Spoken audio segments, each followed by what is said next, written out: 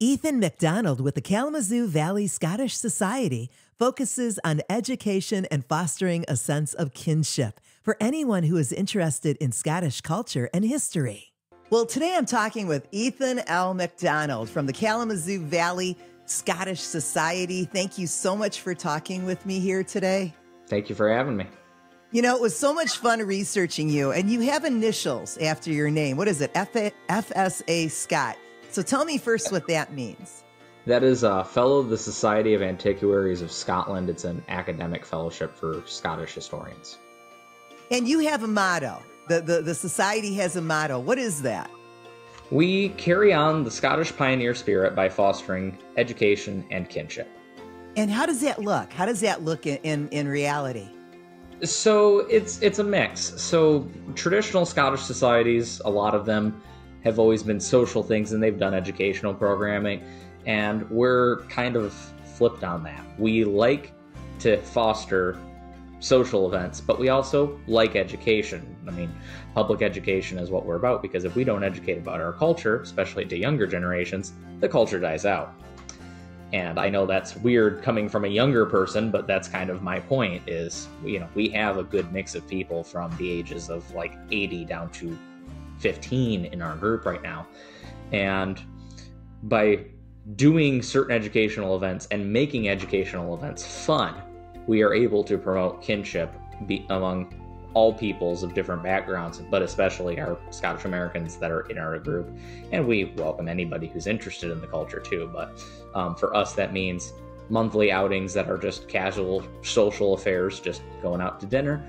And then things like supporting our Kalamazoo Scottish country dancers, which meet weekly, and we have a lot of fun dancing. I've been dancing since I was a kid, and I mean, anybody can do it, but it's things like that where it's like you're learning something, but you're having fun doing it. And then we also do workshops and educational talks like that. So, when did your love for your heritage and your history happen? When did it begin?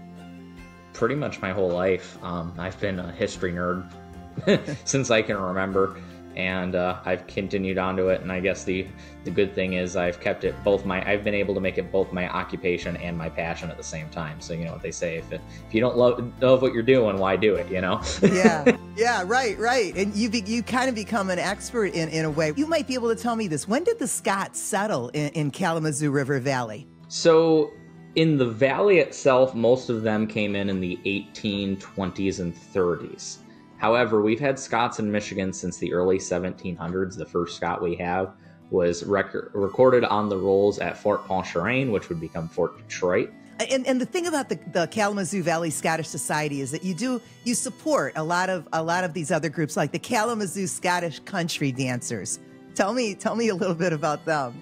Yeah, so Scottish country dancing is basically it is refined in a way, but it's also a lot of fun. Scottish country dancing came to the United States, and that's what square dancing came out of. It's very similar. If you looked at it, you'd think people were square dancing. And it's a lot of fun. We have some people whose kids come, and we have people who are in their 80s that are dancing still. And I mean, people credit to a long life. You know, it's a good workout, but it's a lot of fun too. And it's social, and it's a social, and it's a ballroom thing. And we go out to balls and things like that in different parts of the state and out of state, and do these big dances with, you know, hundreds of people, and it's a lot of fun. Everything we do is open to the public. Our dinner groups, we post everything on our Facebook page, which is at Kalamazoo Valley Scots. Why is it so important for you to be able to share this with other people? In many ways, it's a sense of belonging, not trying to get too deep or philosophical there, but it's a good community to have. I mean, back in Scotland, people have their clans. And here, to a lesser extent, the clans are very present. I mean, the clan societies are huge. You go to any Scottish festival or Highland Games, you will see dozens of tents from from all these different Scottish clan societies and other organizations and things like that. People have that, but you know, this is not about that. This is about we're all Scots, or we're all interested in the culture, and so we can all get together and we can all promote it, which means it's not just there for any one group, it's there for all of the various groups and facets. Now, in reading about this and researching it, what is, if you had to describe like Highlands culture to me, what does that look like?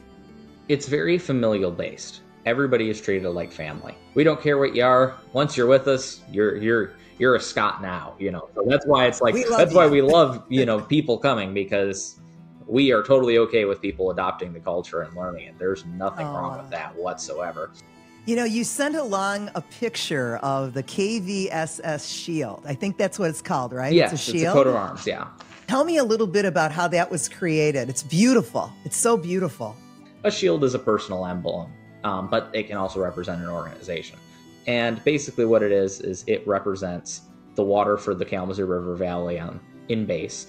And then there's what's called a garb. A garb is usually a bundle of wheat that is tied together. It can also be corn. I think we have a large agricultural base in Southwest Michigan. Nobody can deny that. So we had the sheaves of wheat are interlaced with thistles.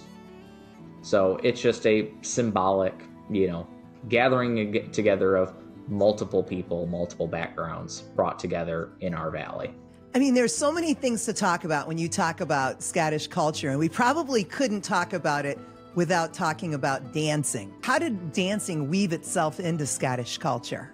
There's two different kinds of dancing. There's the Scottish country dancing, and sometimes people call it ceilidh dancing. Then you have what's called Highland dancing. Highland dancing is usually an individual dance, or there's, you know, a few people doing it together, but they're each doing the same dance. They're not really interacting as much. But each dance tells a story. For example, there's one dance that a lot of people know. People call it the sword dance. It's really called Gilly Callum, and it is done over a pair of crossed swords, or a sword crossed with a scabbard. Gilly Callum, you know, before he went into battle, put his sword down on the ground with his scabbard and decided to dance over it. And if he touched the blades with his foot, you know, he knew he was going to die, and he was going to fall in battle. The other version of that is he won his fight, he won his duel, and he crossed his and his enemy's sword together and danced over it in celebration. And so you have things like that have these really rich stories and lore to them.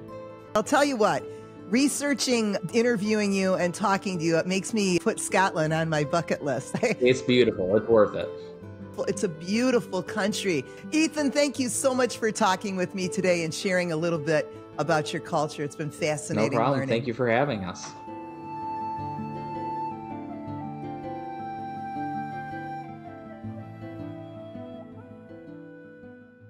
Support for Kalamazoo Lively Arts is provided by the Irving S. Gilmore Foundation, helping to build and enrich the cultural life of Greater Kalamazoo.